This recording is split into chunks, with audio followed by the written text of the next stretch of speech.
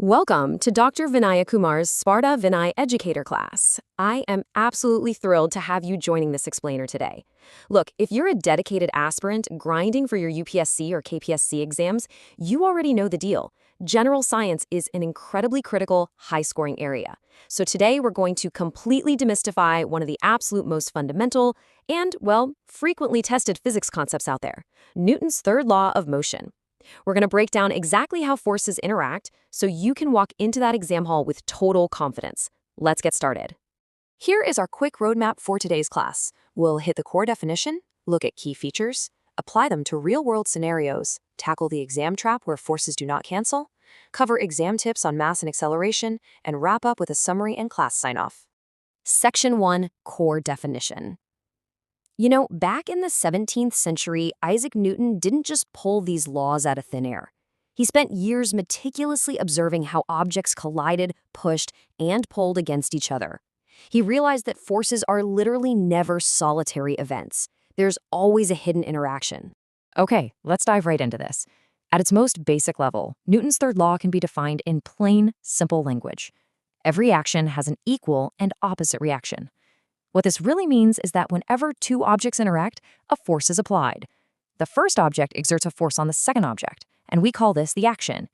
In response, the second object exerts an exact, identical amount of force back onto the first object, but in the exact opposite direction. That is our reaction. Mathematically, we express this interaction like this. FAB equals negative FBA. If object A pushes on object B, well, that's our FAB. Object B pushes back on object A with the exact same amount of force, which is FBA. Now, pay attention to this part, because that negative sign you see there is absolutely crucial for your exams. It does not mean the force is weaker. It simply represents that the force is traveling in the opposite direction. Section 2. Key Features. Now that we have the core definition down, let's zero in on the specific features examiners just love to test. Grab your pens because you'll want to make a note of these 3 high-yield points. First, forces always exist in pairs. A single isolated force simply cannot exist in nature. No way, there is always a pair. Second, they act on different bodies. The action force is on one object, and the reaction force is on the completely different object. And third, they occur simultaneously. The action and reaction happen at the exact same split second. One doesn't patiently wait for the other. Section 3, Real-World Scenarios. Let's shift gears to practical applications. In both UPSC and KPSC exams, you're rarely going to be asked to just blindly state the law. Instead, you'll be handed real-world, scenario-based questions and asked to spot the underlying physics. And this brilliantly illustrates how we actually use this law every single day. Think about swimming.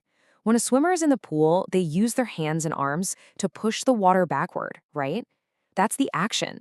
Well, according to our law, the water must push back with an equal and opposite force. So, the water forcefully pushes the swimmer forward. That forward propulsion is the reaction. We see the exact same interaction with something as simple as walking. When you take a step, your foot actually pushes backward against the ground. That is your action force. The earth, in turn, pushes your foot forward with an equal and opposite force. That reaction is what propels you down the street. It's this continuous, simultaneous exchange of forces with the ground. We can even scale this whole thing up to something massive, like a rocket launch. It's actually just like blowing up a balloon and letting it go. The air rushes out the back, and the balloon shoots forward. Inside a rocket, fuel is burned, creating incredibly hot, fast-moving gases that get forcefully expelled downward out of the engine. Pushing those gases down is the action. The exact opposite reaction, those incredibly fast, downward exhaust gases provide the necessary upward thrust to lift thousands of tons of metal straight into space. The downward push of the gas perfectly equals the upward push on the rocket. Section 4. The Exam Trap. Why forces do not cancel. All right, I need everyone's full attention here, because we are now entering a very common examiner trap area. This exact concept catches thousands of students off guard every single year. Think about this question carefully. If I push with 10 units of force in one direction, and something pushes back with 10 units of force in the opposite direction, shouldn't the net force just be 0? Why does anything move at all? Why don't these perfectly equal and opposite forces just completely cancel each other out? So the crucial point is this. They absolutely do not cancel out, because they are acting on two completely different bodies. Cancellation only happens when two opposing forces act on the exact same object. But in Newton's third law, the action is on object A and the reaction is on object B. Because the forces are applied to completely different objects, they each experience their own force independently. Write that down, it is a guaranteed point saver. Section 5, Exam Tips, Mass and Acceleration. Let's cover the final, highly tested nuance regarding how the exact same amount of force can affect different objects in vastly different ways. To test your intuition, let's look at a classic physics example that you'll frequently see in your exam papers: the recoil of a gun. When a gun is fired, the force pushing the bullet forward is exactly equal to the force pushing the gun backward. But the bullet flies out at a lethal, incredible speed, while the gun just gives a strong kick against the shooter's shoulder. Why the massive difference? Now, what's really interesting about this is that the difference comes entirely down to mass. While the action and reaction forces are perfectly equal, the acceleration they cause does not have to be equal at all. The bullet has a very low mass, so that force results in extremely high acceleration. The gun, however, has a much higher mass compared to the little bullet. Therefore, that exact same amount of force results in a much lower, slower acceleration, which is what we feel as the recoil.